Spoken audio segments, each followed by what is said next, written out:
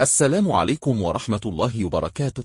أهلا بكم في لقاء جديد. يكثف الجهاز الفني بنادي الزمالك بقيادة أيمن الرمادي استعداداته لمواجهة بتروجيت في الدوري بعدما أغلق صفحة مباراة بيراميدز التي خسرها بهدف دون مقابل.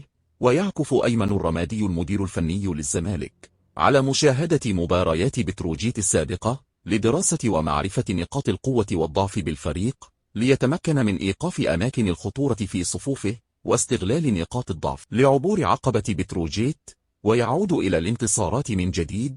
على الجانب الآخر يعكف المدير الفني لفريق بتروجيت على دراسة فريق الزمالك بمشاهدة مبارياته الأخيرة لدراسة ومعرفة نقاط القوة والضعف بالفريق، ليضع الخطة المناسبة للفوز عليه ليعوض خسارته في الجولة السابقة. وقد خسر بتروجيت أمام بيراميدز بهدفين دون مقابل في الجولة السابقة من الدوري، ويدخل الزمالك المباراة وهو في المركز الثالث برصيد 41 نقطة، بينما يدخل بتروجيت المباراة وهو في المركز الثامن برصيد 26 نقطة. ويستعد الزمالك لمواجهة بتروجيت يوم السبت القادم الموافق 24 مايو على استاد الكلية الحربية في الجولة الثامنة بالدوري المصري، وتنطلق المباراة في تمام الساعة 8 مساء بتوقيت القاهرة والسودان وسوريا والأردن وليبيا ولبنان وفلسطين، والساعة 6 مساء بتوقيت الجزائر والمغرب وتونس، والساعة 8 مساء بتوقيت السعودية والعراق واليمن والكويت والصومال والبحرين وقطر،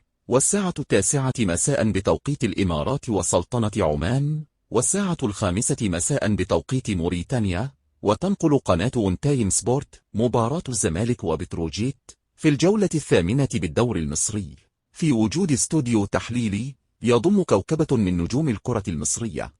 تمنياتي لكم بمشاهدة ممتعة، وإلى لقاء جديد.